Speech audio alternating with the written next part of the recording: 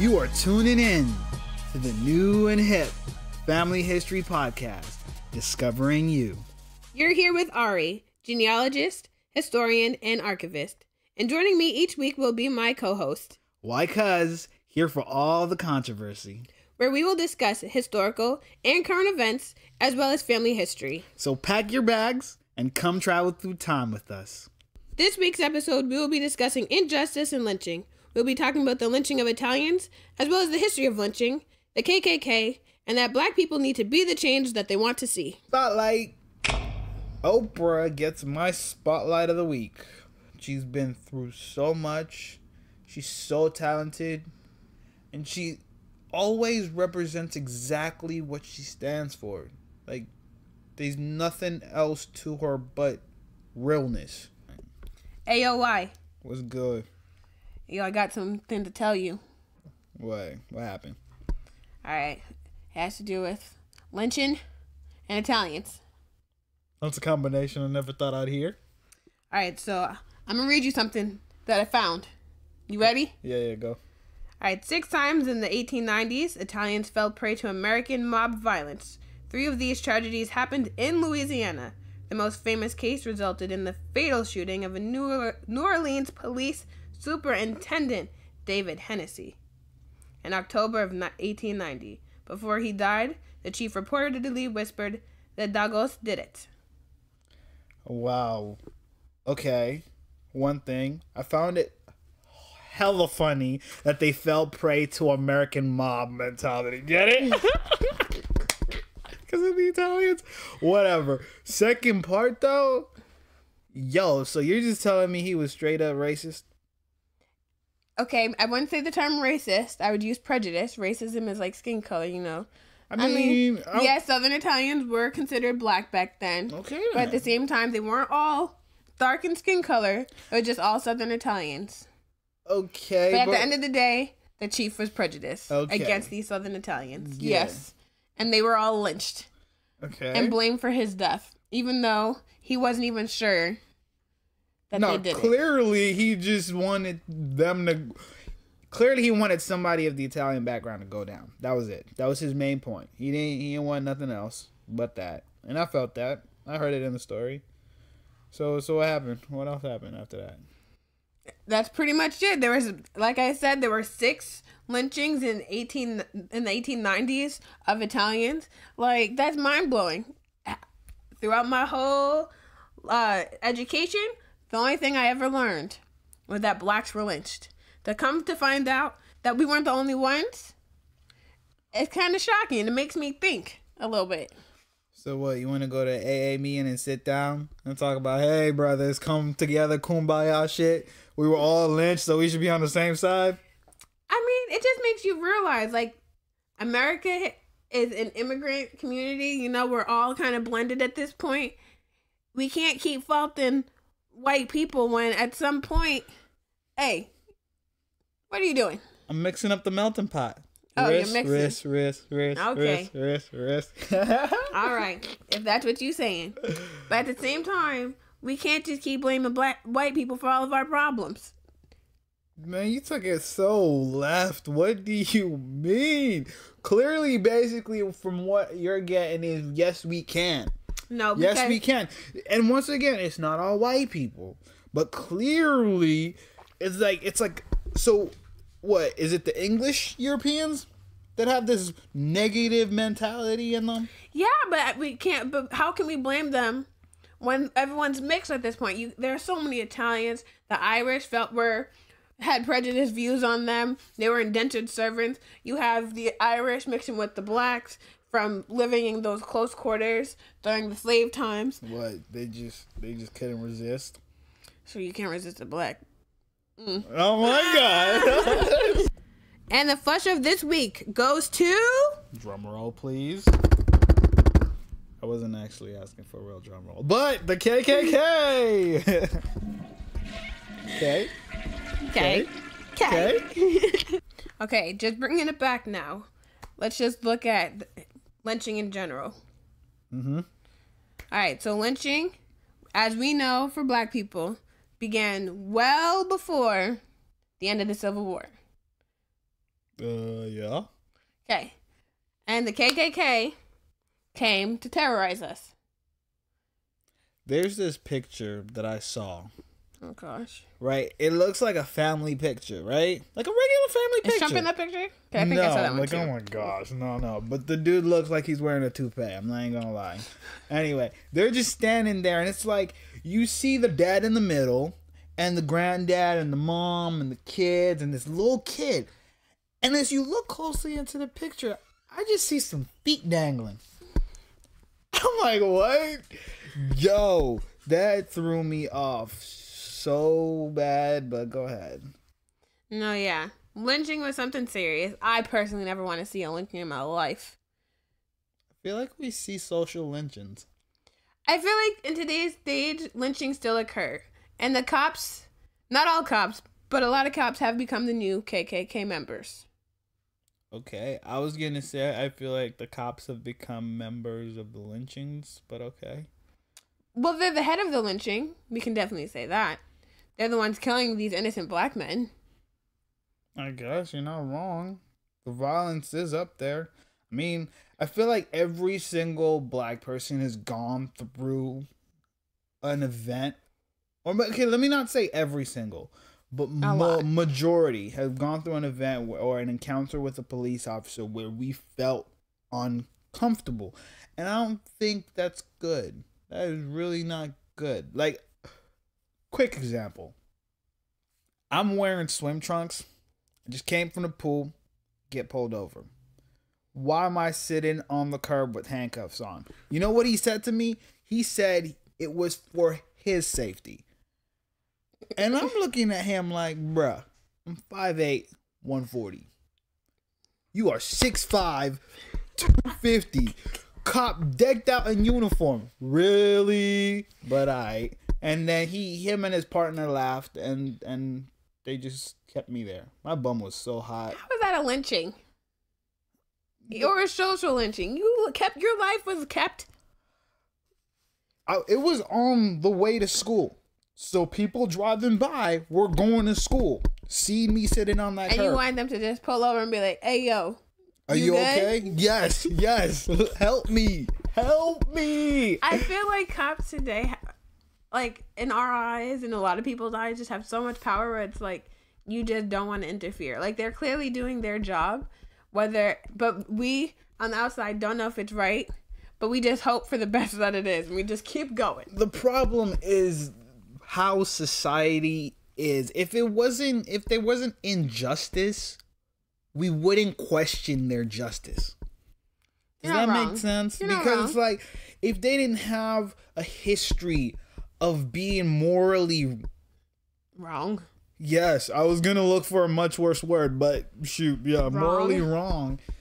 Then we would be okay with their policing. If you're pulling me over to see if I'm okay, or hey, I noticed this was wrong, let me see your driver's license, blah blah blah, and I'm not thinking, oh, if I make any sudden movement, you might reach for your gun. That is an actual thought that crosses my head every single time, and I feel like they're looking for that excuse.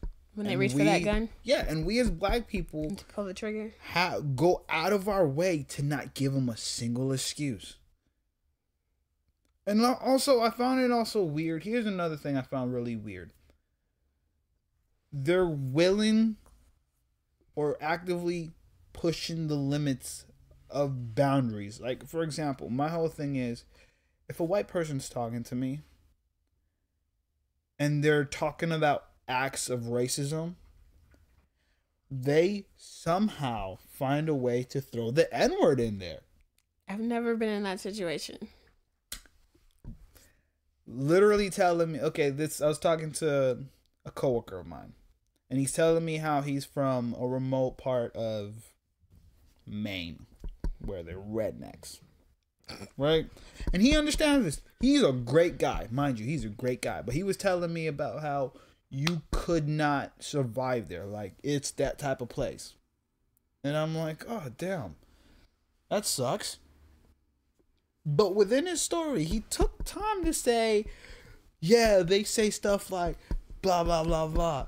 Yan word. I'm like, what? Like what? Why did you feel like you were? It was okay. Did he say the N-word? Yes, he did. Or did he say N-word? No, he didn't say N-word. I'm just not gonna say the N-word here. I appreciate that because I don't say the N-word. I got you. You can catch me saying the N-word in my music. It's okay.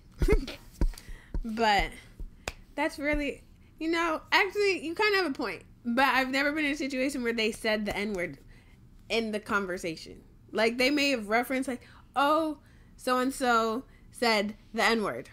But, like, actually saying N-word, not... And I just feel like in the situations I've been, I feel like you've been putting yourself in some weird situations sometimes. I promise you I don't. And that really just brings don't. me to the whole point that we can't sit around and say cops don't have a reason. Yes, not all cops should be so quick to pull the trigger, should be so quick to pull out their guns, so quick to, like, kill a person. They have tasers. Okay. But at the same time, there's black on black crime. If black people are willing to kill themselves, white people in their minds are like, well, if they're willing to die and kill each other, then let's just help them out. Okay. That goes back to the whole Italian lynching. How so? So what?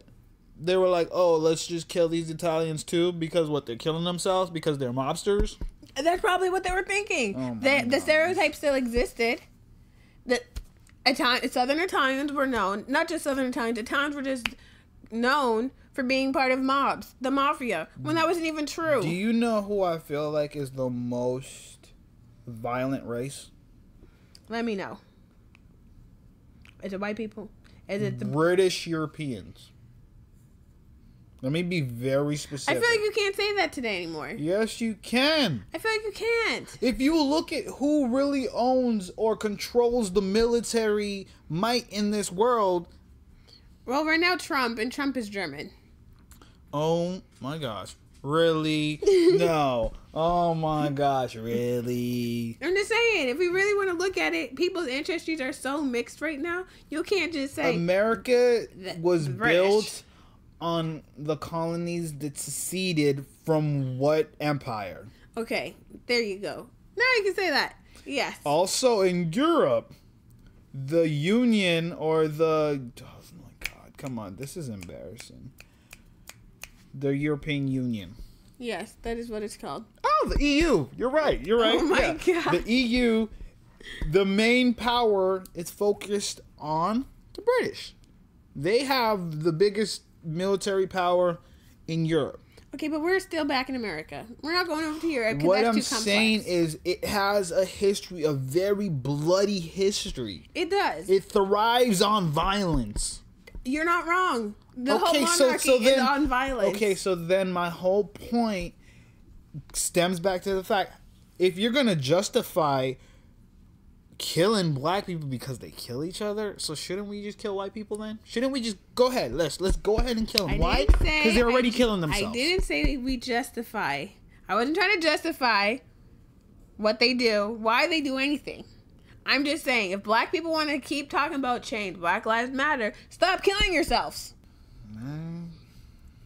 You're not wrong.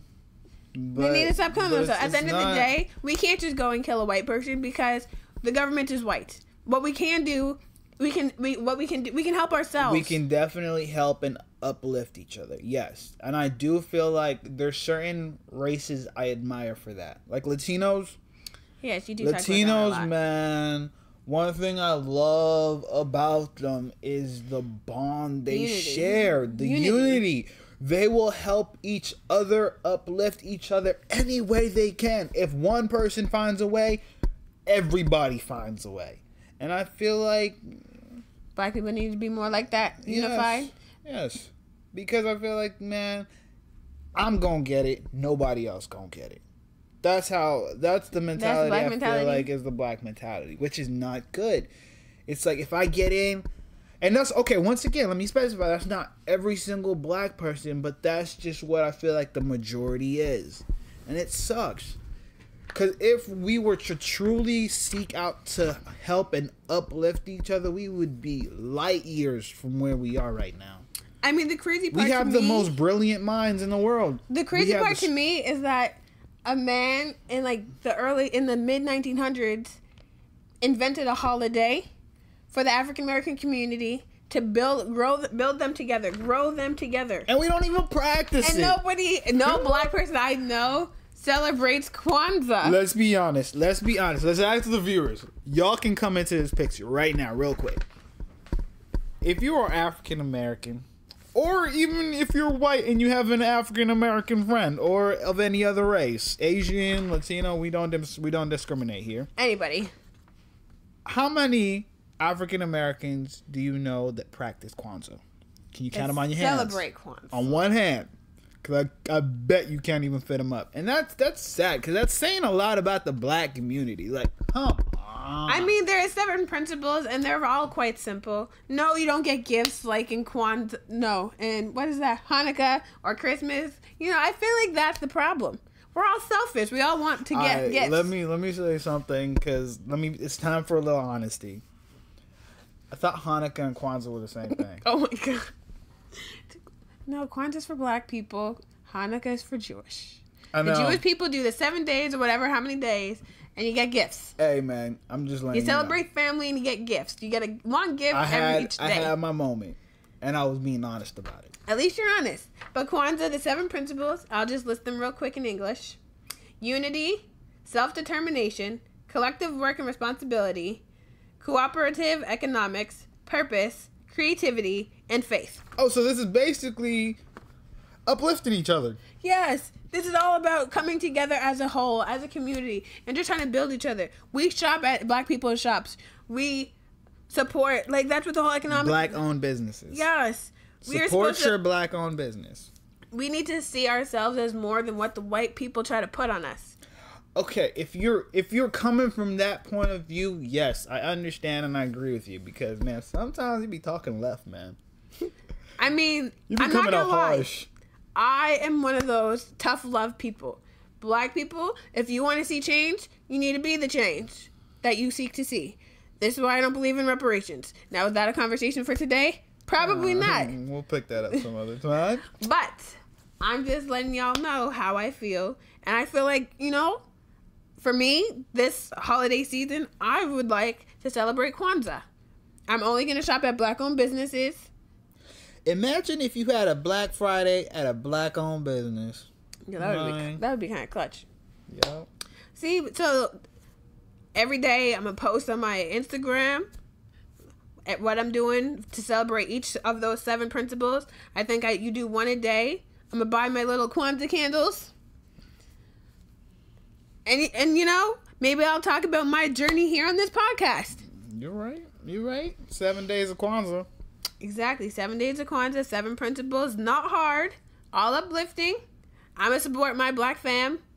I hope everyone else will celebrate with me. We can get a movement going. Is it really 7 days of Kwanzaa? I think so. 7 principles. I need to do some more research, guys. I'm being honest. You know. Here's a challenge. If you're African American, or if you're not, and you feel like being part of the unity, because the principles are really more so principles geared towards building better humanity. For the most part. Yeah. Spotlight. So my spotlight for the week goes to Robert McKinley Everett, also known as Malana Karenga. He is known for creating Kwanzaa in 1966. We're celebrating Kwanzaa. The 7 principles. Number 1, unity.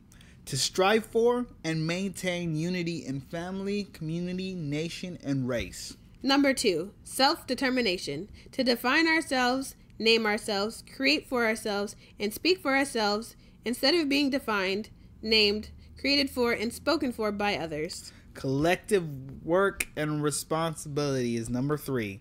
To build and maintain our community together and make our sisters and brothers' problems our problems and to solve them together.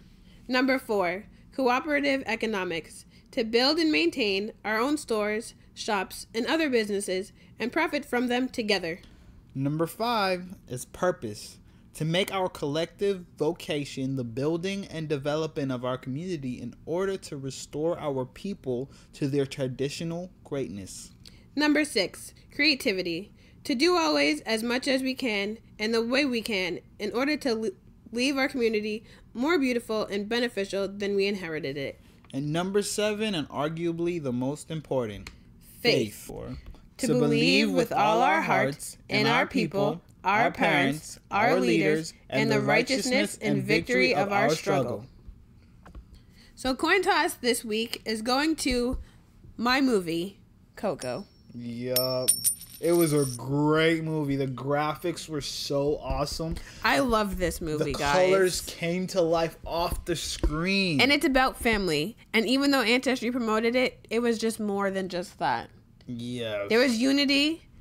There was just so much depth. But unfortunately... Negative. Okay. There are some negatives to this movie. Listen. My whole thing is they tried to slide it in there. And it deals with immigration. It does. Plainly does. And I mean, hey, what's history without a little immigration? My part that I had, problem with, spoiler alert, is when the dad tries to go visit the family. He's a great-grandfather. The great-great-grandfather. But, he's trying to escape. Coco's dad tries to come visit her. It is Coco's dad. Yeah. That's true. So, another spoiler. And it's funny because as he tries to cross the border or this gay immigration place illegally, back to see his family because they're celebrating the Day of the Dead, Dia los Muertos. Yeah. I don't know, guys. It's okay. You tried. I did try it. Dia de los Muertos. Dia de los Muertos. Oh my gosh. Guys, okay. I'm not Spanish. Anyway, I give up. Main part of the negative Nelly here is the fact that he couldn't get across. And he was arrested by Border Patrol. AKA ICE. That was not I took my 2-year-old son, and luckily for me, the only thing he really pointed out were the skeletons. Yep. But the other negative thing is that they talk about murder during this child movie. You're right. And the little boy almost gets killed. And I'm like, yes, we were panicking because he was literally, I'm like, if they can talk about murder in this movie, they could kill a child. And who's already low-key dead. Like, that was the craziest part. Low-key, they'd already killed him off. But, They were slowly killing this boy. So, guys, if you take your children, you will need to seriously have a mental talk with them for debriefing. Yeah. And I also believe for yourself. Adults should definitely watch this movie because it does tackle a lot in society. And I feel like we're at the point where these conversations need to be had. Yes. And history is very important right now. Especially your own history. It's always important, but people are definitely looking for themselves in this generation. And I think that this movie really brings it all together, that we are who our ancestors once were.